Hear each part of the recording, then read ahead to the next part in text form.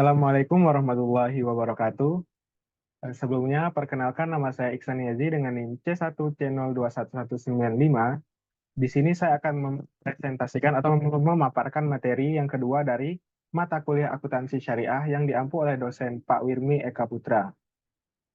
Di mana pada materi yang kedua ini akan membahas tentang makna, dasar, hukum, dan tujuan syariat Islam. Pada materi yang pertama akan membahas makna Islam, yang kedua dasar Islam, yang ketiga hukum Islam, serta yang terakhir ada tujuan syariat Islam. Makna Islam. Secara terminologi atau istilah maknawi dapat dikatakan Islam adalah agama wahyu berintikan tauhid atau keesaan Tuhan yang diturunkan oleh Allah Subhanahu wa taala kepada Nabi Muhammad SAW sebagai utusannya yang terakhir dan berlaku bagi seluruh manusia dimanapun dan kapanpun, yang ajarannya meliputi seluruh aspek kehidupan manusia. Terminologi Islam secara bahasa atau secara lafaz memiliki beberapa makna. Makna-makna tersebut ada kaitannya dengan sumber kata dari Islam itu sendiri. Islam terdiri dari huruf dasar dalam bahasa Arab, sin, lam, dan mim. Beberapa kata dalam bahasa Arab yang memiliki huruf dasar yang sama dengan Islam memiliki kaitan makna dengan Islam. Dari situlah kita bisa mengetahui makna Islam secara bahasa.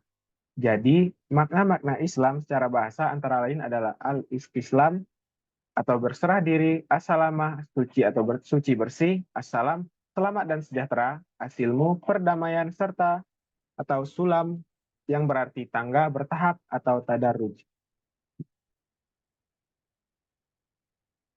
Dasar Islam.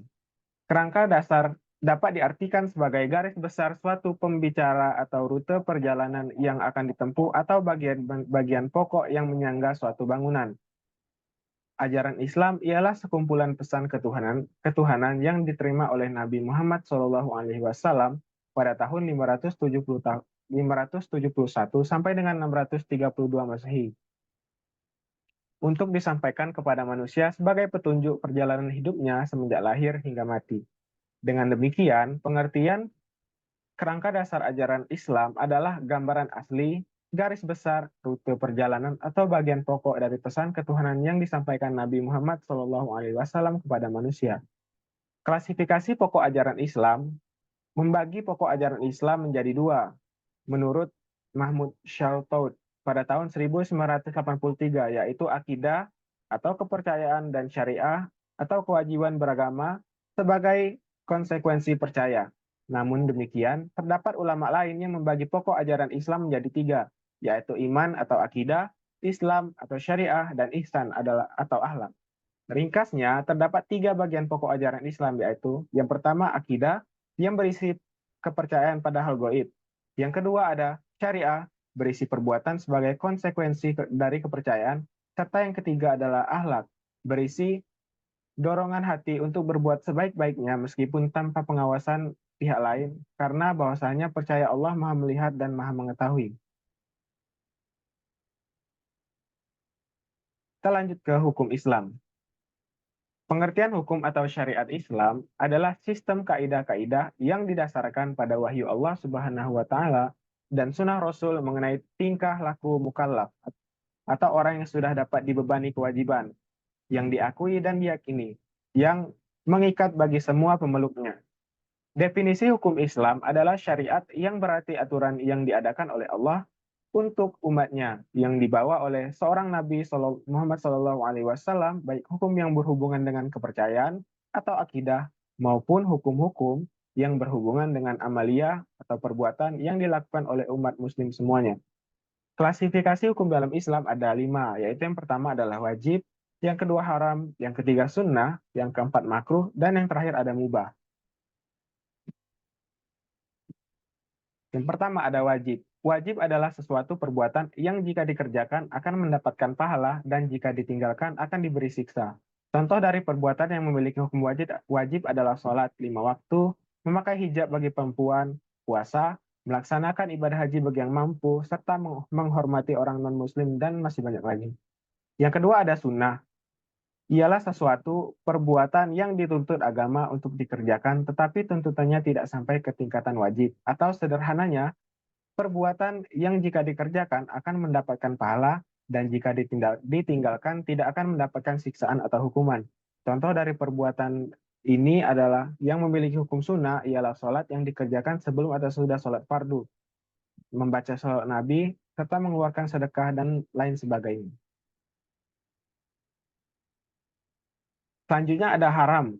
Haram ialah sesuatu perbuatan yang jika dikerjakan pasti akan mendapatkan siksaan, dan jika ditinggalkan akan mendapatkan pahala.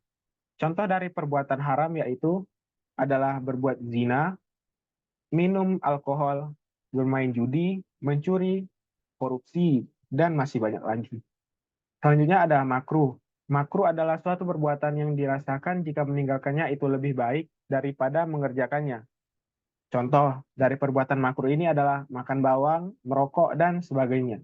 Yang terakhir ada mubah.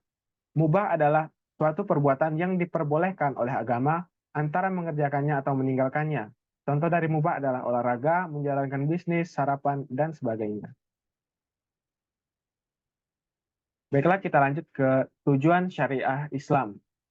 Tujuan syariat Islam pada hakikatnya adalah menyelamatkan manusia, baik sebagai individu, kelompok manusia, serta bangsa negara agar selamat dari kesesatan dan kerugian. Perjuangan Islam dalam bentuk gerakan berarti melakukan upaya keras bersama untuk menyebarluaskan ajaran Islam secara utuh atau kafah agar dipeluk oleh manusia dan dipraktekkan dalam kehidupan bermasyarakat untuk kebaikan nasib individu dan masyarakat itu sendiri. Penyebaran penegakan ajaran Islam terhadap sasaran individu atau pribadi bertujuan untuk menyelamatkan orang tersebut agar sebagai manusia dia bisa selamat dunia serta selamat akhirat. Baiklah, kesimpulan dari materi yang kedua ini adalah definisi hukum Islam adalah syariat yang berarti aturan yang diadakan oleh Allah Subhanahu wa taala untuk umatnya yang dibawa oleh seorang nabi Shallallahu alaihi wasallam, baik hukum yang berhubungan dengan kepercayaan akidah maupun hukum-hukum yang berhubungan dengan amaliyah perbuatan yang dilakukan oleh umat muslim semuanya. Juga terdapat 5 hukum dalam Islam, yaitu ada wajib, sunnah, mubah, makruh, dan haram. Dan tujuan atau sasaran syariat Islam ialah sebagai sarana penyucian jiwa, menegakkan keadilan dalam masyarakat, serta mewujudkan kemaslahatan umat manusia. Baiklah, sekian presentasi dari saya.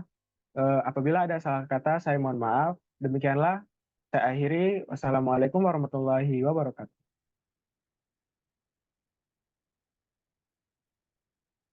Sudah, aku pause. Pencet, aku resume nih. Bukan kan nih. Stop, stop.